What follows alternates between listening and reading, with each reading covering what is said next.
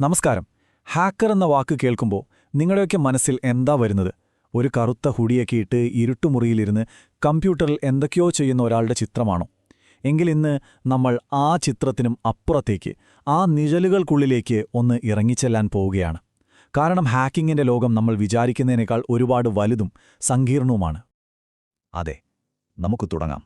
ആരാണ് ശരിക്കും ഒരു ഹാക്കർ എന്നതിനെപ്പറ്റിയുള്ള നമ്മുടെയെല്ലാം പഴയ ധാരണകളെ ഒന്ന് പൊളിച്ചെഴുതാം. അപ്പോൾ ഇതാണ് ചോദ്യം. ആരാണ് ഈ ഹാക്കർ? ഒരുപക്ഷെ നിങ്ങളുടെ മനസ്സിൽ പെട്ടെന്ന് വരുന്ന ഉത്തരം ഒരു ക്രിമിനൽ, നിയമം ലംഘിക്കുന്നയാൾ എന്നൊക്കെയാവും, അല്ലേ? പക്ഷേ ആ ഉത്തരം ശരിക്കും പൂർണ്ണമാണോ? നമുക്കൊന്ന് നോക്കാം. കാരണം ആ ഒരൊറ്റ വാക്കിൽ ഒതുങ്ങുന്ന ഒന്നല്ല അത്.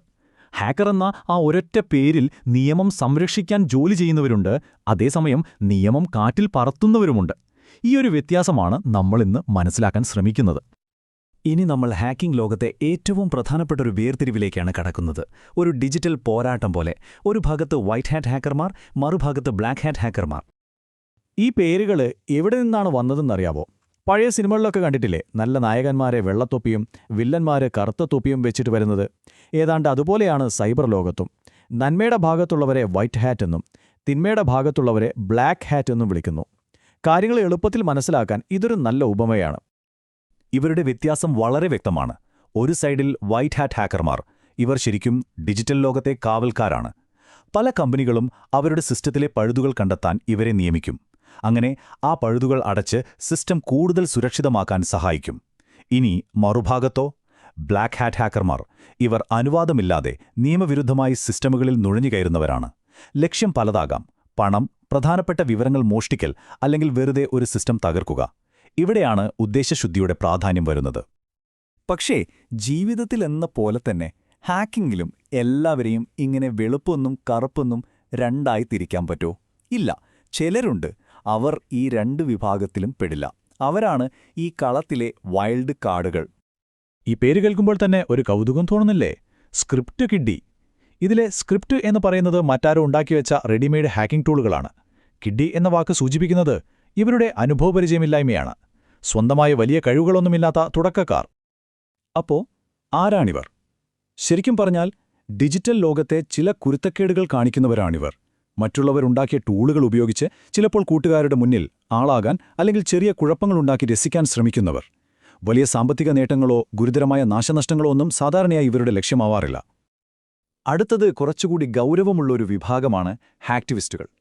പേര് സൂചിപ്പിക്കുന്നത് പോലെ തന്നെ ഹാക്കിങ്ങും ആക്ടിവിസവും ചേർന്ന ഒന്നാണിത്. ഒരു സാമൂഹികമോ രാഷ്ട്രീയമോ ആയ വിഷയത്തിൽ തങ്ങളുടെ പ്രതിഷേധം അറിയിക്കാനുള്ള ഒരു മാർഗമായി ഇവർ ഹാക്കിങ്ങിനെ ഉപയോഗിക്കുന്നു. ഇവരുടെ പ്രവർത്തനങ്ങൾക്ക് പിന്നിലെ എപ്പോഴും ഒരു വലിയ ലക്ഷ്യമുണ്ടാകും. ചിലപ്പോൾ അത് ഒരു സർക്കാരിന്റെ നയങ്ങൾക്കെതിരെയുള്ള പ്രതിഷേധമാകാം, അല്ലെങ്കിൽ അഴിമതിക്കെതിരെയുള്ള പോരാട്ടമാകാം, ചിലപ്പോൾ സെൻസർഷിപ്പിനെതിരെ ശബ്ദമുയർത്താനാകാം. ചുരുക്കത്തിൽ പ്രതിഷേധത്തിന്റെ ഒരു ഡിജിറ്റൽ രൂപമാണിത്.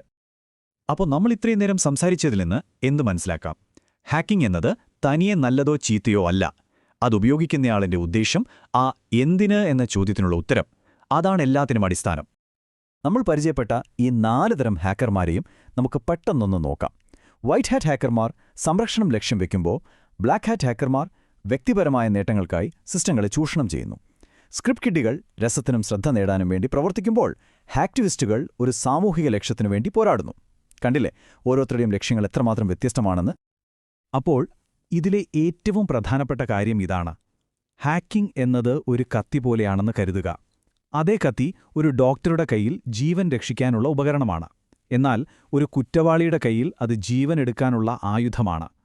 ഉപകരണം ഒന്നുതന്നെ, പക്ഷേ അത് ഉപയോഗിക്കുന്ന ആളുടെ ഉദ്ദേശമാണ് അതിനെ നല്ലതോ ചീത്തയോ ആക്കി മാറ്റുന്നത്. ഈയൊരു വിശകലനം നമ്മളെ വളരെ പ്രധാനപ്പെട്ട ഒരു ചോദ്യത്തിലാണ് കൊണ്ടുചെന്നെത്തിക്കുന്നത്. ഒരു നല്ല സാമൂഹിക ലക്ഷ്യത്തിനു വേണ്ടിയുള്ള ഹാക്കിംഗ്, അതൊരു പ്രതിഷേധമായി കാണണോ, അതോ കുറ്റകൃത്യമായി കാണണോ? ഇവ രണ്ടും തമ്മിലുള്ള അതിർവരമ്പ് എവിടെയാണ് നമ്മൾ വരയ്ക്കേണ്ടത്? ഇതിനെക്കുറിച്ച് ആലോചിക്കാനായി ഈയൊരു ചോദ്യം നിങ്ങൾക്കായി നൽകിക്കൊണ്ട് ഞാൻ നിർത്തുന്നു.